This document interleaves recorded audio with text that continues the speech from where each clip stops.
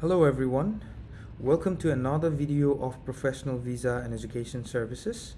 I'm Hemant Shrestha with QEAC 96, working under the supervision of a migration agent Mr. Nishant Sharma with AMARA number 1568498. In this video, I'm going to provide you some recent updates that has been provided by Migration Tasmania in regards to Tasmanian Skilled Migration State Nomination Program 2022-2023. There are some new requirements and processes that needs to be understood before we lodge our nomination. So one of the changes that has been made for this program year is that you can only lodge your nomination once you are invited by Migration Tasmania. So that means first you need to register your interest for Tasmanian nomination program, and if you have fulfilled all the eligibility criteria from the categories from the specific category, then once you are determined as a competent applicant, then only will you receive the invitation to lodge the nomination, and then you'll be able to lodge your nomination. Similarly, there are different other information that has been provided for different categories. So here they are for graduates to be eligible from the graduate category. No course or occupation restrictions or mandatory employment requirement. That means you do not need to be employed, have an employment to be eligible from this category. You just have to finish 1 year of CRICOS registered course to be eligible for the nomination for 491 visa, or you need to have completed 2 years of CRICOS registered course to be eligible for 190 visa. Now, before you choose these courses, make sure you contact us so that we can guide you through this process. The second point in this category is that permanent pathway for PhD students. That means PhD students will have a pathway to permanent residency. The second category is skilled employment category. That's for skilled employees. An expanded list of occupations and employment eligible for permanent subclass 190 visa nomination. That means a list with additional occupations and employment will be provided so that more people will be eligible for the 190 visa nomination. The second point is no occupation requirements for subclass 491. That means you do not have to be employed in your nominated occupation to lodge 491 visa nomination.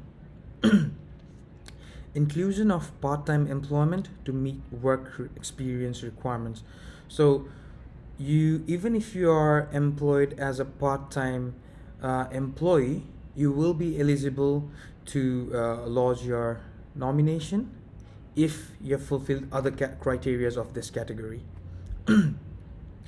Now the fourth point is that if you are generating income as a subcontractor, and if you are performing works related to your skill assessment, then you will be able to lodge your nomination from this category. But there are different requirements that needs to be fulfilled. There are different evidence that needs to be provided. Please feel free to contact us on the information required. The third pathway is for business operators. So an extension of qualifying business operation time from 6 to 12 months for business operations, which commenced after 15th of April 2022. That means if you started your business after 15th of April 2022, your business have to be operating for 1 year, at least 1 year, to be eligible for the nomination program. But if your business was registered prior to 15th of April 2022, even if you have just operated for 6 months, you will be eligible to lodge for the nomination. Another point over here is that introduction of a new personal business income requirement set at a minimum 80% of temporary skilled migration income threshold. This means that you need to have earned at least $43,120, that is 80% of $53,900, before you put your nomination application through.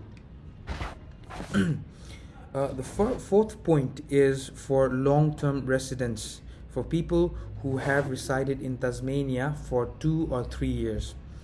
A new nomination pathway for candidates who have lived in Tasmania for an extended period and established themselves in employment or business. So there hasn't been so a specified time period for the employment has not been mentioned, but it has been mentioned that you have to have established yourself in employment or business. If you have lived in Tasmania for 2 years and if you have established yourself in employment or business, you will be eligible for 491 visa nomination. If you have lived in Tasmania for 3 years and have established yourself in employment or business, you will be eligible to laws for the nomination for 190 visa. Now, a good news for business operators. Previously, you guys were only able to laws for 491 visa, but now you will be eligible to laws for the nomination for 190 visa if your business, if you have been living in Tasmania for 2 years and if you have been operating your business successfully in Tasmania for 2 years. Now, another information is for overseas candidates. So if you are applying from overseas, no occupation restrictions where a candidate has a job offer. Now, more invitations to apply for nomination from Skill Select where candidates have skills needed by Tasmanian businesses. So if your skills are in shortage in Tasmania and if it's in high demand, then you might be eligible, you might be able to get the invitation. So you should lodge your nomination for the invitation. Now, the third point is new industry skills needs profiles to help potential candidates tailor their Skill Select EOI to increase their chances of invitation. So these are some of the information that has been provided to different categories. Now there are, as per my previous video, I had mentioned that there are different factors that will add to your competency. Just completing 1 year of study will just make you eligible, but there are different factors that will help you to make your application competent. That has been mentioned in this recent update as well.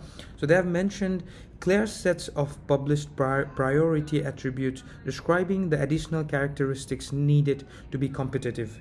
Only those candidates that meet the competitive threshold will be invited to apply for nomination.